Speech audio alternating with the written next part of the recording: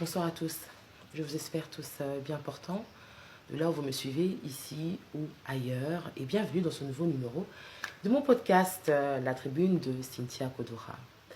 Alors la dernière fois, c'est une tribune évidemment dans laquelle j'aborde certains ou je décrypte certains sujets d'actualité, ou parfois j'utilise ou j'explique certains concepts pour essayer d'éveiller en vous un sursaut patriotique et de comprendre certains concepts démocratiques.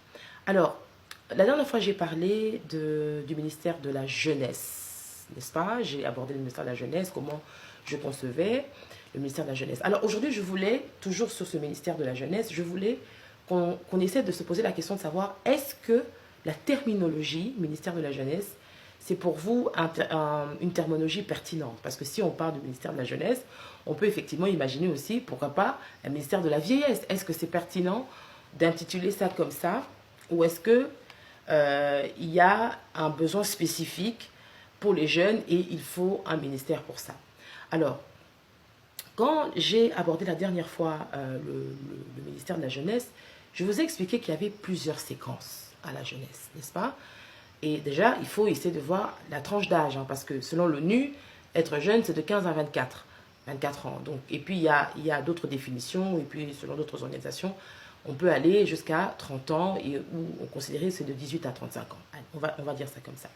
Donc, quand on parle du ministère de la Jeunesse, on va spécifier, c'est-à-dire qu'il y a un besoin réel, spécifique, des jeunes. Et quels sont ces besoins? Il y a l'emploi notamment, il y a l'éducation, parce qu'on ne peut pas parler de la jeunesse sans parler de l'éducation, n'est-ce pas? Il y a la santé, il y a les conditions d'habitat, il y a, comme je l'ai dit, la jeunesse d'aujourd'hui, c'est aussi la vieillesse de demain, donc c'est la retraite, etc. Donc il y a tous ces aspects-là.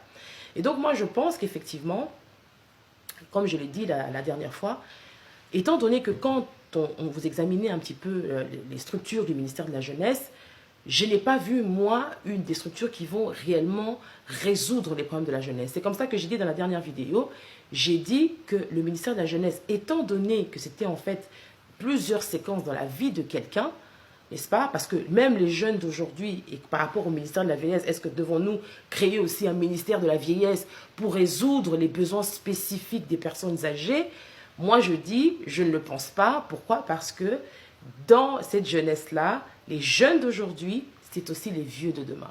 Donc, il faut prendre le problème dans son ensemble parce que même les jeunes ont des problèmes de santé, les personnes âgées également aussi ont des besoins spécifiques comme on peut penser au ministère des Affaires sociales, au ministère de la Santé, etc. Donc, il faut prendre le problème dans son ensemble et c'est comme ça que la dernière fois, j'ai dit que la jeunesse, pour qu'elle ressente effectivement le changement, l'impact de ce ministère dans sa vie ou dans leur vie, il faut une coordination de tout le ministère, de tous ces ministères-là qui concernent, ou tous ces ministères, la coordination du gouvernement, pardon, qui va réellement, qui agit directement dans la vie des jeunes, c'est-à-dire le ministère de l'Emploi et Travail, il y a le ministère même de l'Agriculture, parce qu'il y a une manière d'absorber aussi les jeunes pour leur donner du travail. Parce que le travail, ce n'est pas seulement le travail de bureau. Non, le travail, c'est toute activité qui peut effectivement produire, voilà, ou même de la création, etc. C'est un travail. Donc, on peut absorber ces jeunes dans le ministère de l'Agriculture, les occuper, les pousser à aimer la terre, le travail de la terre, et déconstruire du coup cette idée qui consiste à penser que le travail, il faut être dans un bureau, costume, 3 pièces, etc. Non. Il y a la formation professionnelle. Les jeunes, il faut les former à ça. Les métiers, n'est-ce pas? La maçonnerie, la plomberie, la cordonnerie, enfin tout.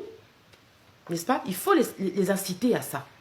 Et puis, il y a aussi, excusez-moi, par rapport au chantier du pays ou les urgences du pays, moi je pense qu'il faut aussi aller dans ce sens-là, où il faut orienter les jeunes selon les besoins du pays. Je pense que ce sera beaucoup plus pertinent que, par exemple, de déverser chaque année, je ne sais pas, 5000 juristes sur le marché, alors que le pays, en ce moment, n'a ni besoin de juristes, par exemple, ni besoin de magistrats, par exemple.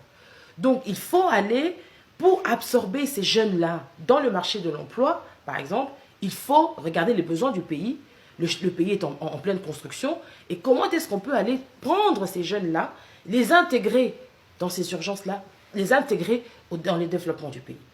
Donc il y a toute cette problématique-là. C'est comme ça que moi je dis, la terminologie du ministère de la Jeunesse, oui et non, parce que bon, dans un pays comme nous ici, en RDC, où on a 90% ou 80% des jeunes, c'est une ressource extraordinaire. Donc on peut dire, voilà, on a un ministère de la Jeunesse, et même en France, il y a le ministère de la Jeunesse, mais c'est Jeunesse et Sport. Alors ici, il faut rattacher. Moi je pense, il faut le rattacher. Il faut le ministère de la Jeunesse, Emploi et Travail, et de l'entrepreneuriat. Il faut les rattacher là-bas.